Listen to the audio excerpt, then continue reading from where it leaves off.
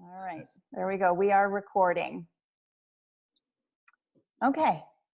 Well, welcome everybody. Thank you so much for joining us. I am honored, and I will admit also starstruck, to have Dr. Audrey Holland joining us today. She very graciously offered to pop into one of our sessions, which I immediately said, yes, yes. Oh, wow. Dr. Holland, for those of us in this field professionally, is the person that we look to and have looked to for guidance, for knowledge, for expertise, even before we realized that we should be paying attention to her. All of our textbooks in school had her name on it somewhere. She has published, is it over 150 now? It's over that, yeah. Yeah, articles, chapters, books. And if I can introduce her with a personal story, I first met Dr. Holland in person at a conference in Boston. Mm-hmm. I was there and I saw that she was here, that she was in attendance, and I thought, oh my gosh, Dr. Holland is here, Dr. Holland is here. And I hoped that I would have a chance to speak to her in person. And I was presenting a poster, so I'm standing next to my poster with a friend of mine. And I was looking at my friend, some of you will know her, Erin Smith. She's a speech pathologist as well. And all of a sudden, I see her eyes get really big. And I don't know why. But the very next thing I realize is a little tapping on my shoulder and a sultry voice whispering in my ear saying, Debbie, I can't wait to hear your presentation. Yeah. And I turned, and there was Dr. Audrey Holland. And I don't know if I made any words that made sense, but I have been honored and thrilled to have had a chance to speak with her on numerous occasions. And she even came to a Voices of Hope conference a few years ago, or Back to the Future conference here in Chicago. Before I turn it over to you, Dr. Holland, I also want to point out that we have some board members on the call today. Our chairman, Ken Beto, is on the call, whom you met. I don't get it. John Valavanis, who's on the call today, a board member whom you met. Gary Panaro, who's on the call. Hey, everybody. And Des Welch, whom I think you met on a number of occasions as well, with his wife, Danny, who had aphasia. Hi, Audrey. Hi, everybody. Hi. In addition to our illustrious board members, we also have our founder, Mike Caputo. And we have our Voices of Hope family near and far. So we have members that are calling in from Florida. We have members who are calling in from New York, from California. I'm looking around the room to see where else we have represented. From Orlando. Oh, So we have a nice big group. that isn't doing anything to put me at ease.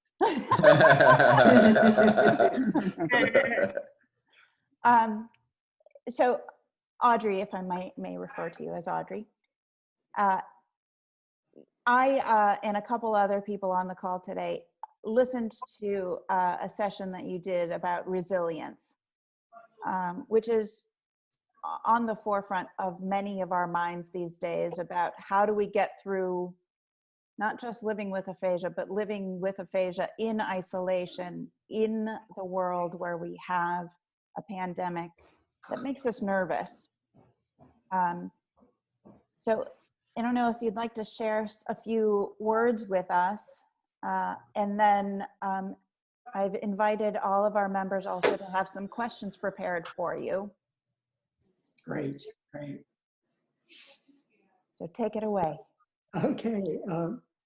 First of all, I mean, Debbie told a story and I'm going to tell one back. And by the way, her presentation was wonderful. I still remember it as one of the better ones at that meeting. And there were no bad ones at that meeting. It was a really exciting meeting.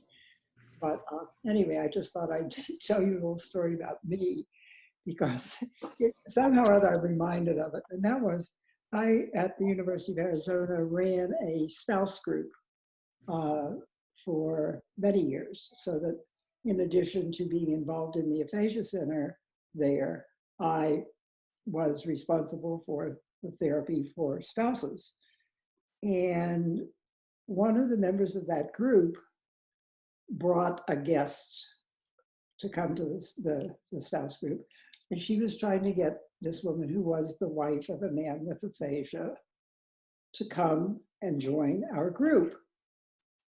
So she was at the meeting, the spouse group meeting.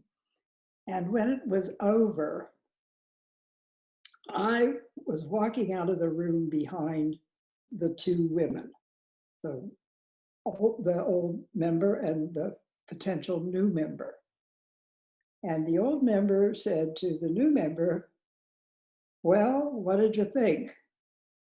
And the other woman said, "I thought it was great. It was really helpful and it was really nice." And she was just fine. And the woman who knew me well, not knowing I was behind them, said, "I told you she was as common as dirt." And that's maybe one of the best things that anybody has ever said about me, because to me, that's what I'd like to be, just like everybody else. So I just share that story with you because somehow or other, Debbie, you reminded me of it. And I thought, oh, okay, here we go. So I just have been thrilled to be going around to aphasia groups and talking to people all over the country as a result of this particular crisis in our lives. And all I can say is that it almost brings me to tears because I have almost never felt such resilience as I feel from the people who come to these groups. And it just shows in every way. And it's, to me, something very positive. It says that a lot of people with aphasia really know all about bouncing back and coming back and surviving and living their lives as fully as they possibly can, despite aphasia. And that's a message that I think, I tend to be optimistic. I didn't go to optimism school for nothing, but I tend to think that in the big picture, we are going to be better off in the aphasia community for having had this experience, because we are going to know the value of this kind of ability to communicate. People are stepping up to the plate everywhere and dragging other people in. I don't know whether that's happening to you, Debbie, but that other people that, well, you're saying they're coming from all over the country. I think, and I don't mean to sound overly optimistic about this, but I think for the aphasia community, particularly that piece of the aphasia community that's interested in living life as fully as possible, that this is not a bad thing that's happened to us. I can't say it's a good thing. Come on, I'm not that optimistic. But I really do think that it's allowed us to see the incredible potential for this kind of group, for people who live in Nowhereville, Utah, or somewhereville that's off the beaten track, who can't get help. I think we're developing a whole different approach. And I am the optimist who says that there will come a time when overall, in the not too distant future, that we will recognize the value and start being able to charge for this kind of service in a big way. So I'm very resilient. I'm very optimistic about people with aphasia. But you know, I don't really think I have a lot to teach people with aphasia about bouncing back. I mean, you're all kind of like living models of maybe not bouncing as high as you used to before, but getting along with your life and bouncing back. And that's what resilience is all about. And the final point in relation to that is that, you know, there's a heavy literature, professional psychological literature, that says that people can learn, if they don't know how to be resilient, that resilience is a learnable skill. So it doesn't mean, oh, you know, I'm not going to bounce back. It's just, it's a learnable skill, and it's incredibly exciting to me. So while I am as antsy and miserable and unhappy being stuck in my house as anybody else is, Mrs. Pollyanna here can see something positive happening in the aphasia community. So that's sort of a little sermon. And I'd much rather answer questions and keep you guys on your toes, making sure you're asking good questions. Well, I might start us off with a question, if you don't mind, and then I'm going to unmute everybody. Do you think this is an opportunity for us to share with the world the isolation that people with aphasia live with all the time?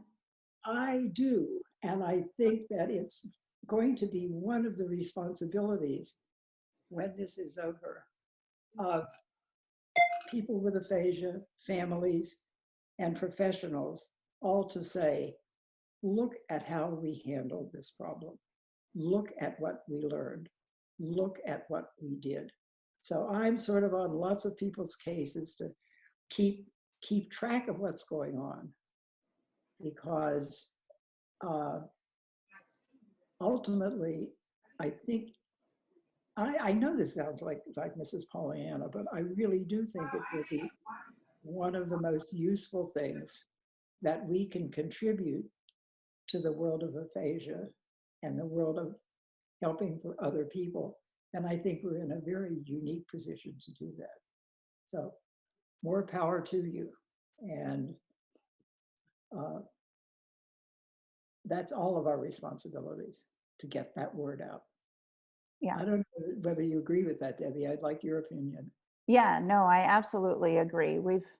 I'm actually going to go ahead and unmute everybody so that they can chime in on this topic. But I will say that, oh, maybe that was a bad idea. I have a little bit of feedback. But I think the fact that in a population where language already carries a barrier, we were able to surpass the isolation and connect in new and innovative ways, I think should be a lesson for everybody. And I hate to put it quite this bluntly, but it's a perfectly obvious example of how us old dogs are learning a whole bunch of new tricks. Yeah. That to me is very, very exciting. Yeah. So I'd like to open it up to anybody who has a question on the call. And I'm going to ask, just if you know that you have background noise, please mute yourself. I might mute you if I hear it too. So just so that we can hear everybody's questions. Who has a question? Anne, English? Okay. Hi, Audrey. I wanted to know, how did you find out, although you've been a scholar for a long time, how did you find out about the Voices of Hope, Aphasia group? Oh, okay. I can go back a long way to answer that question. I have known and worked with Jackie Hinckley for Oh, 900 years, or maybe give or take a few. But she and I are old friends, and that's how I learned about Voices of Hope. oh, And okay. meeting the Caputos, meeting the other people, watching what's happened, how it's gone. I've always had my eye on you guys. Uh-oh. Oh. She know all about us, huh? She know all about the Voice of Hope. Yes. Yep. She's Oh. graced us with her presence as well at conferences. Oh, great, great. Good question, Anne. And one more thing I wanted to ask, since we're in this pandemic, do you have family? I'm sorry, I missed that. I have a hearing loss, so I need to admit that I'm. Do you have family? I know we're in a pandemic now, and if you have family, are you able to communicate with them? I do have family, and I am able to communicate with them. I live alone. I don't live alone. I live with 2 cats, but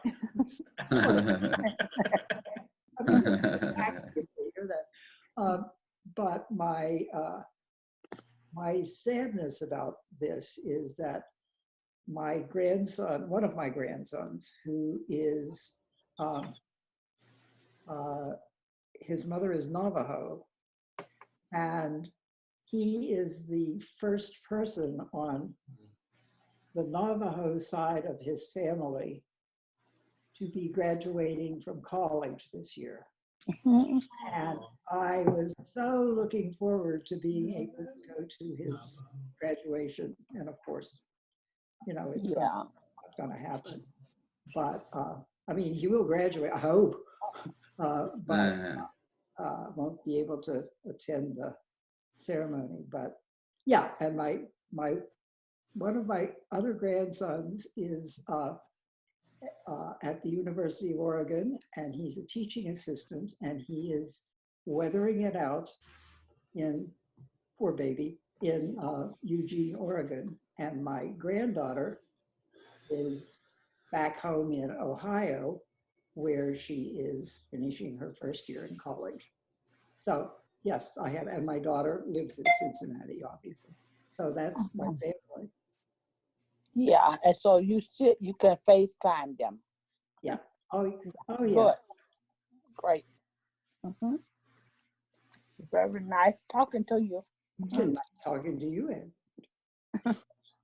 I see you're a Rolling Stone. Is that a Rolling Stone t-shirt? No, it's what they said, the greatest Rolling Stone. I'm talking about Christ. Ah, okay. Yeah. Nice. Yeah. Who else has a question? I see Amy unmuted yourself. Yeah, I'm biggest fan. Oh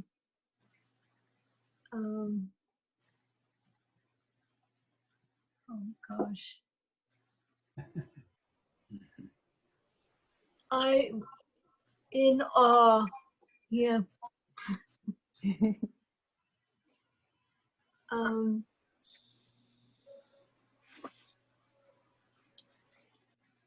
How about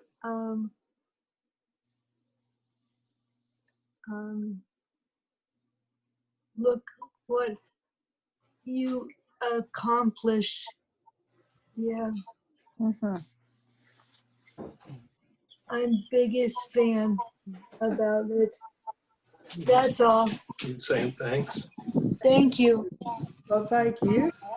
That was lovely. You're bringing tears to my eyes, dear. Amy, do you want to tell Audrey a little bit about yourself? Where are you? In Newport Beach and loving it. And Newport Beach in California? California. Yeah. Ah, Yeah. Yeah. I'd love it. That's all. Thank you. Thank you, Amy. And Amy has her biggest supporter next to her. That's Dave. Hi. You two, Hello, all. you two make a very distinguished couple. Common as dirt. It just, David got a haircut. it just dawned on me that I think if my geography is correct, that Newport Beach is not all that far from Laguna Beach. Yeah. Okay. Do you know Ted Baxter? Yeah. Yeah. Okay, I just was wondering. I thought you Yeah. might. Worlds collide. Yeah. He's, for the rest of you, I don't know that you know him, but he is a man who developed aphasia when he was in his early 40s and was very, very seriously aphasic. I mean, when I met him, he was not talking. And, Relentless. pardon? Relentless. Relentless. And that is the way, that is the description of Ted Baxter. And he has written a book on his experiences called Relentless. So he is one relentless cookie.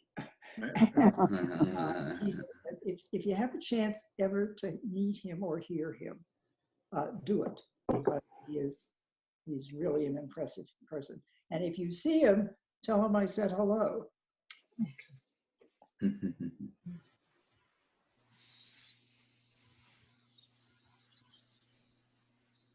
Amy and Dave met the Voices of Hope crew on a cruise. So that's how we connected with them. Yeah. Anybody else have a question? Matthew. Matthew, I've What's been going waiting for you. Oh, yeah? Yeah. How are you doing? I'm doing fine. Yeah, how are you doing? The book Yes, right here. that's it. David Down David Down. and yeah, and Carol Down is friends with me. And friends with me. Yeah, exactly. You know, Yeah, right. the thing about the world of aphasia is that it's so interconnected. And Yeah, it's kind of like when you have a stroke, it's like there's this net that you don't know anything about, and it's made up of all the people with aphasia who say, yeah, let's get to yeah. I'm one of the luckiest people I know to have fallen into the aphasia net. I mean, it's just Okay, beautiful people. nice. Tips about aphasia. Okay. Yeah. Coping with my problem. So how the tips about aphasia. Are you're obviously getting therapy? Yes. Yeah. And are you trying to learn any new skills? Some new skills about what? Things you're interested in? Yeah, interested. Yeah, I'm cooking plant-based products, so I like that. Great. Yeah. Um, but the virus is New York, in my state, is the virus is death toll is climbing. Yes, so I think online therapy that's the way to be. I agree. I quite agree. Yeah, right. Okay. Yeah. All right. When did you have a stroke, Matthew?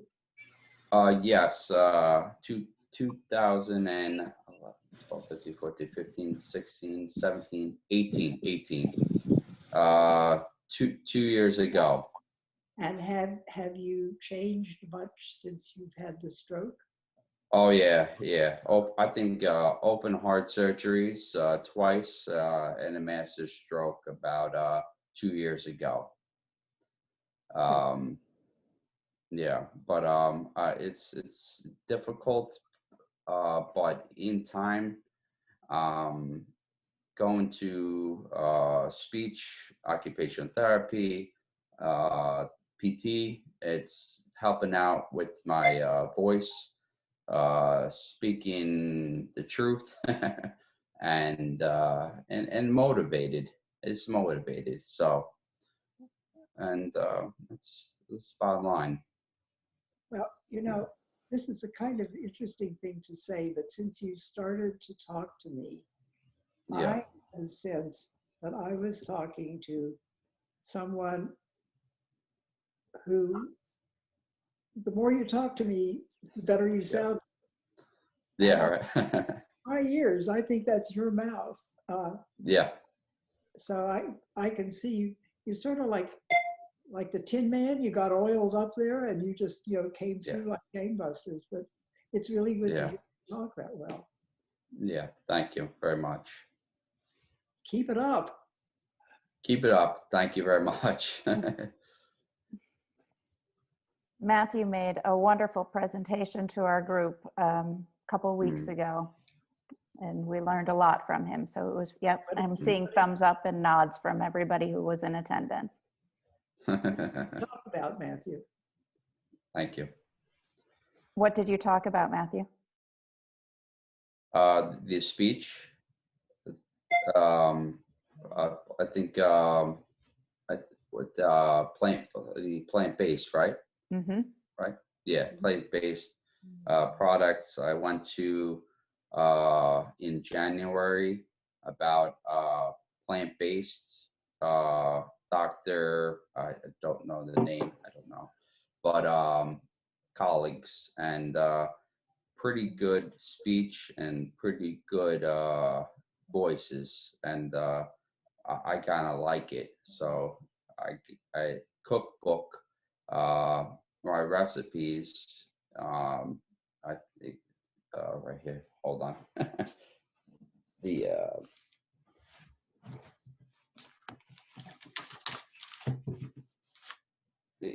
right here. Oh. Yeah, the cookbook. So it's pretty good about the recipes. So I kind of like it. So and let's see. And yeah, so that's pretty good. Good for you. Yeah, so yeah, thank you very much. Matt, what was the name of that book again? Can you show that book? Yeah, please. All right. Prevent and Reverse Heart Disease Cookbook. Yeah, cookbook. Yeah, got it. Yeah, so it's pretty good, plant-based, so very good. vegetables, legumes, lentils, fruit, and I kind of like it. No meat, so it's changing a little bit. So Great. try it out. Yeah, thank you. Yeah, Keep it up. thank you very much. And Thank you.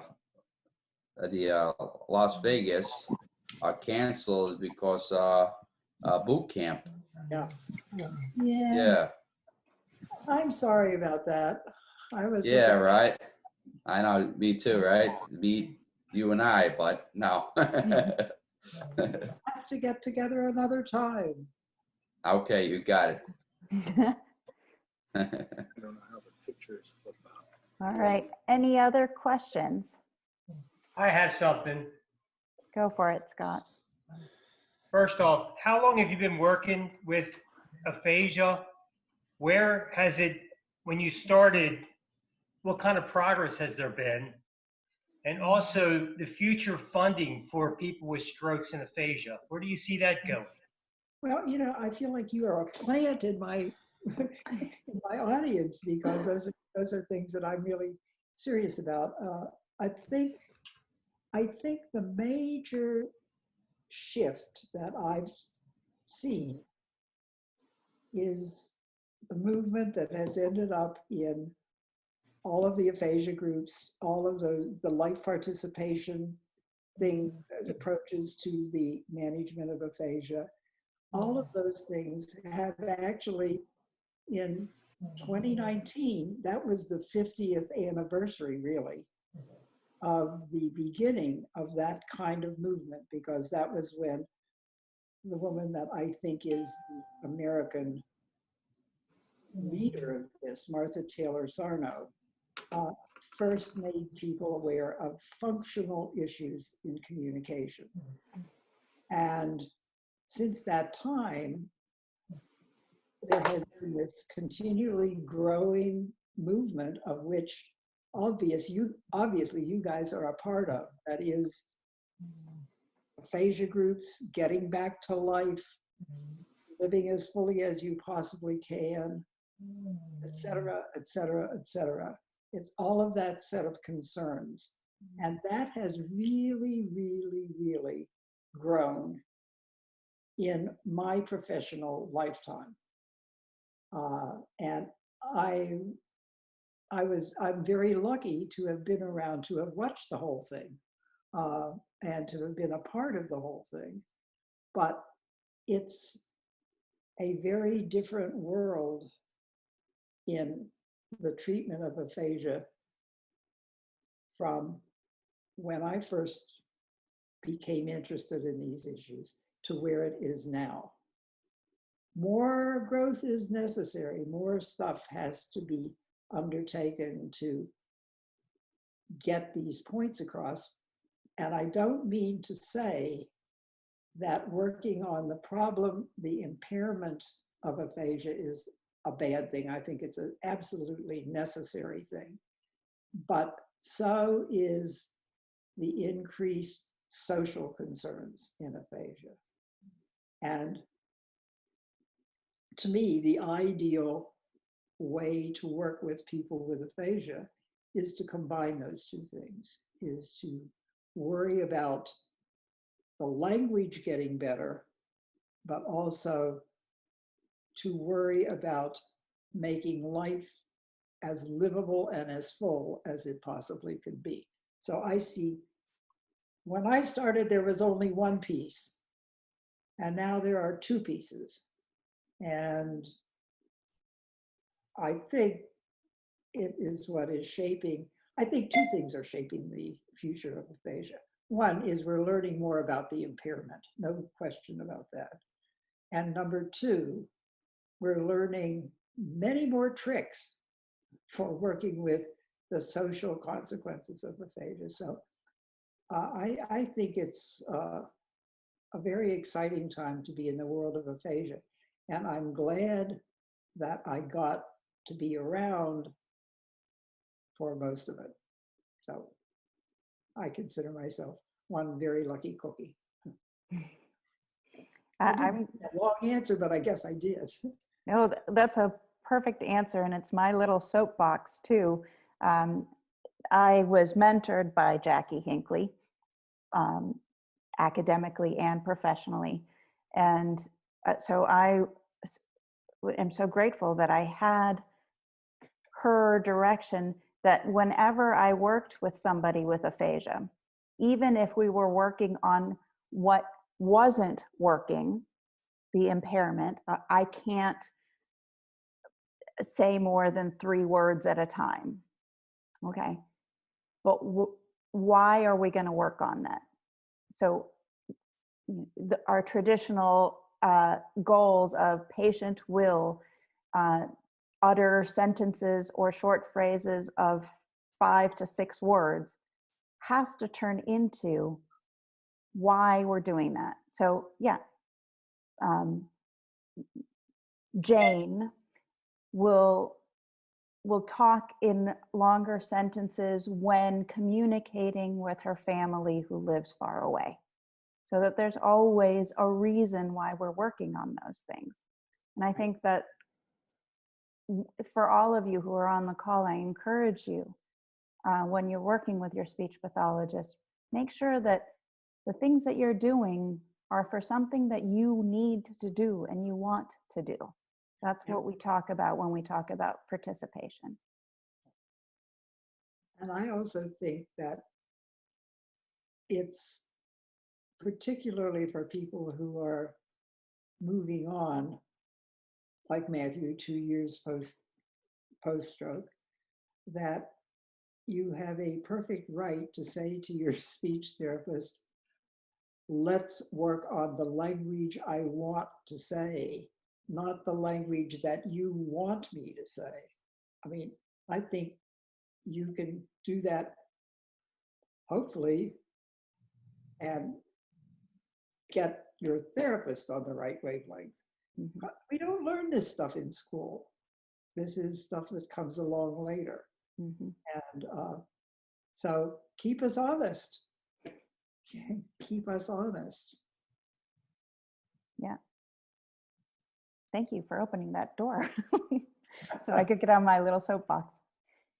Anybody else? Trish, go for it. I was waiting for that hand. I believe the aphasia, no, people with aphasia are much more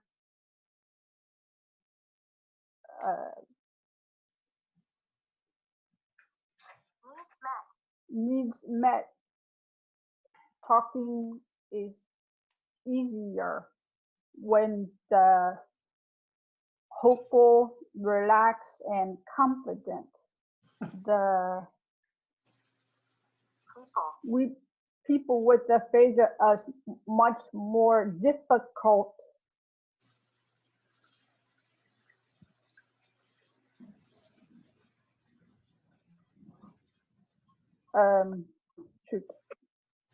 the talking is stress me, the frustrate, the press,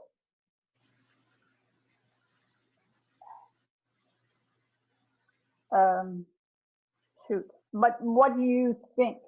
I don't know. Shoot.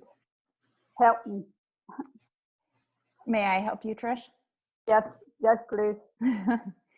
So are you asking Audrey's opinion on the effects that stress, the negative effects that stress can have on your speech versus the positive effects that feeling motivated and positive can have? You know, you got that across. You got that across to Debbie. You got that across to me. And I have a feeling you got that across to everybody in the group. Debbie got there first because I knew that was, I mean, you said that. You really did. that working, that it's just, life is just easier for people with aphasia when they are in a relaxed and comfortable situation. And so being interrogated by the doctor or whoever, the speech therapist or whoever it is not healthy for your aphasia. It doesn't give you a chance to be the best you. It takes the stuff you want to talk about, first of all, the understanding that you need time, that you have a good listener. I work very hard at being a good listener because that's part of the reason that people with aphasia can speak better if I'm the good listener, not if I'm tapping my foot and demanding that they say what I want them to say. I think it's important to work on a personalized vocabulary as well. I don't think it matters if, unfortunately, if you have a cat whose name is something like Abercrombie, that's a problem you have that you're going to have to work on. You're not going to change your cat's name. But the deal is that it's the words that matter to you, that have organicity for you, you're going to learn Abercrombie a whole lot quicker than you're going to learn meow, if that's your cat's name. Trish, it's good seeing you again. Yeah. And you know what? Can I tell you something? You look perfect in that room. The colors all work. Isn't that just, you posed that. That really looks really good. All right. Thank you. You do look just lovely. Where did I meet you? At Many places. I thought so. Most recently in Florida. Yeah. Yeah. And at the ARC boot camp too, right, Trish? Oh, yeah. Yeah. All right. Good question, Trish. Anybody else? Well, hey, Dr. Holland,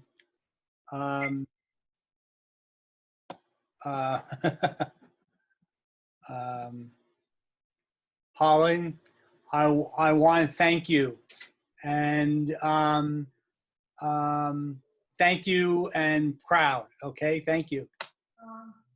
Don't call me Dr. Holland, you dear man. I don't know. I have to. I can't. You. If I get to call you Mike, you get to call me Audrey. Okay, but I can. I've told you that many times. Yeah. And I think we had a question from Scott. Scott, were you trying to ask a question a minute ago? Yeah, I asked a question a little while ago about, and you answered it. Oh. The only other thing I have is where, you hear so much funding on like heart research and cancer.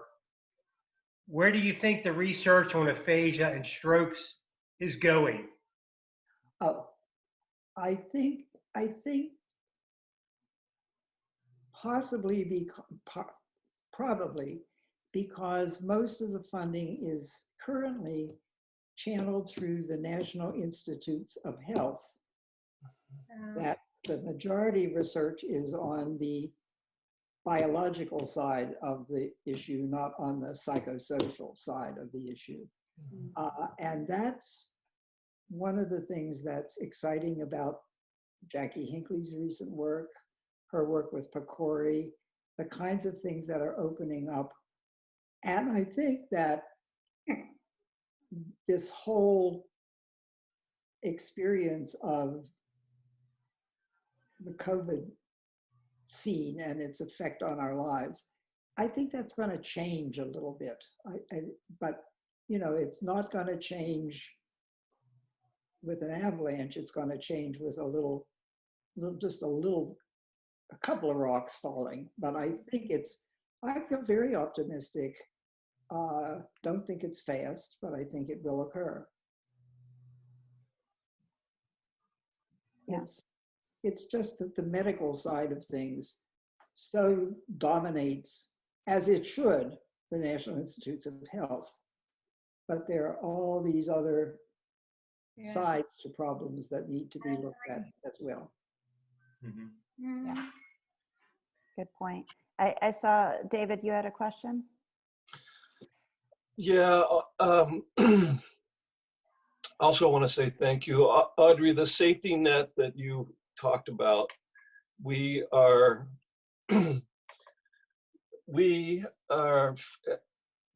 3 years into falling into the world of aphasia and caught in the safety net and rising with everyone else that's lucky enough to be in the net.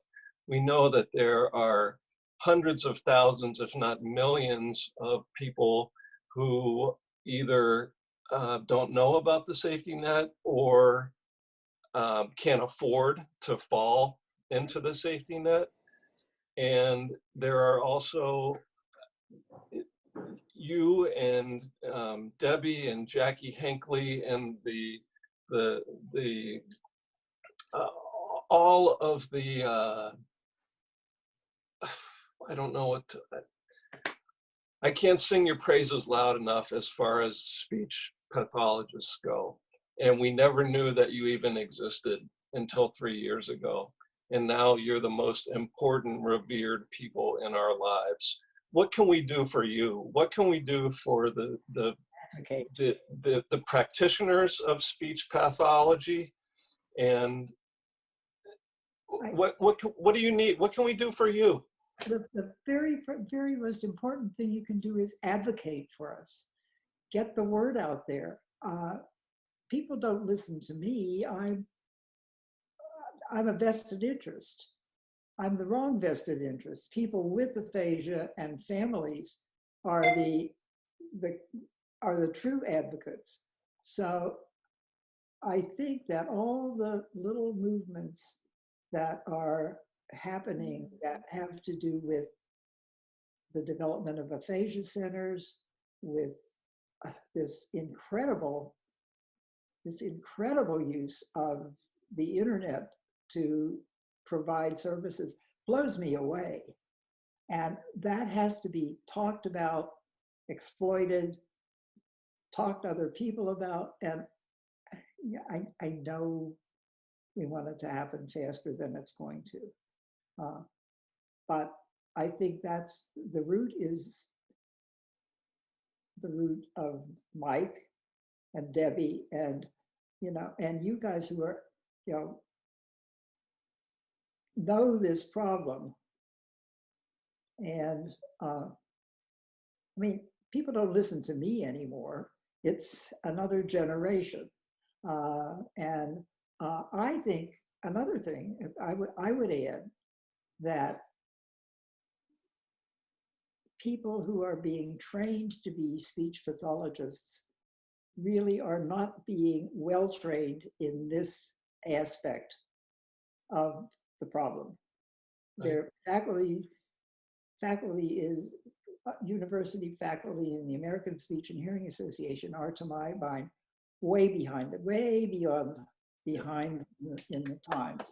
And I think that's a kind of advocacy that I should be doing, but I also think that that's a kind of advocacy that people with aphasia and spouses and family members all could be digging their heels in and making those things clear to the people who train people in aphasia. Would you agree with that, Debbie? I'm sort of a rebel in that regard. No, I agree with you. And that's why we make a point, and I know that there's other centers and other places around the country that are doing the same thing. We make a point to call our local universities and say, let us come and talk to you. Yeah, let us Exactly. come and talk to the students that are coming up, because they will be the ones to change the tide. If I can add to what you're saying, my request would be that at every opportunity, every touch point that you have, and I'm looking at all of you, that you have with your medical practitioners in particular, let them know that speech therapy twice a week for Yeah. 3 months isn't the only thing that's out there.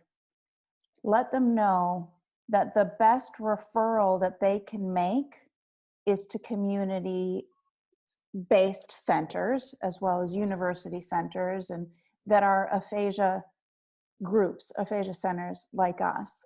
And I don't say this just for me, but I say this across the country. Absolutely, you're absolutely right. Yeah, tell them that ARC is out there and available to everybody online. Tell them to look around in their neighborhoods to see and refer their patients so that they don't get lost. Right. Can I tell a little story? Absolutely. This just kind of came back to me. When I was at the University of Pittsburgh, I worked closely with a neurologist named Stephen Small, who some of you may know. And Steve talked his way into us having an hour or so available with first-year medical students every year.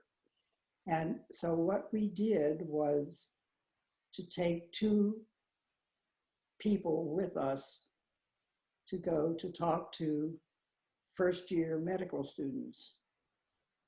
And we took one person who had dementia and one person who had aphasia to talk to them about the kinds of things that can happen. And so we had this little, it was almost a dog and pony show. We did the same thing all the time, year after year, term after term.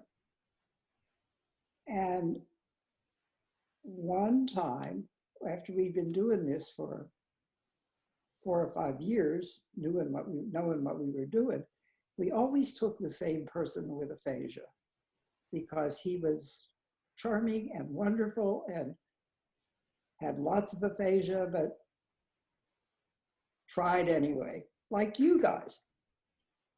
So we had done our little show, and Steve, for the first time ever, said to, his name was Leo, said to Leo, look, these guys are in the first year of medical school. Is there anything you would like to tell them?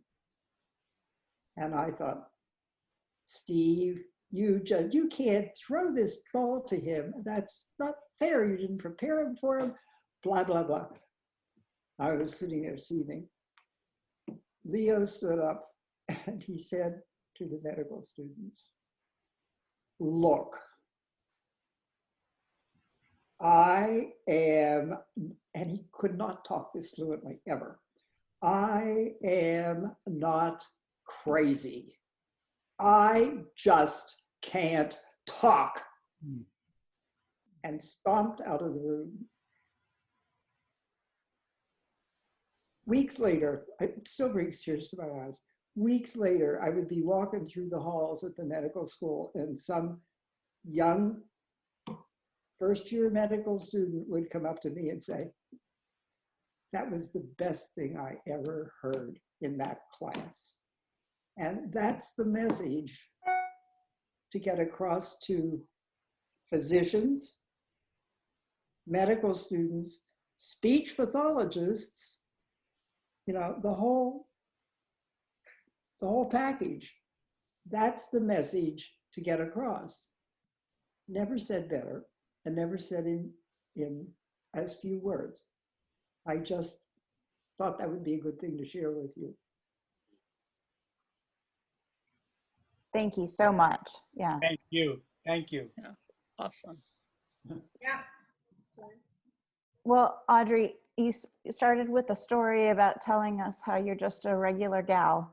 But this is an example of why you are who you are. Just giving of your time and your generosity and your knowledge to just allow us to ask you questions and share is fantastic. So I am grateful. I'm going to unmute everybody else so you can hear everybody saying the same thing, except for my voice. Stephanie, that might be you that's giving us a little bit of feedback. Oh, it went away. Thank you. Oh, hi, Stephanie. So thank you. And I think everybody else would join me in that. Yes, thank you so much. Thank you. Thank you very much. Thank you. Thank you. Brava. Brava. Good to see you all. Thank you. Bye. Thank you, Audrey. Yeah. Thank you. Thank you.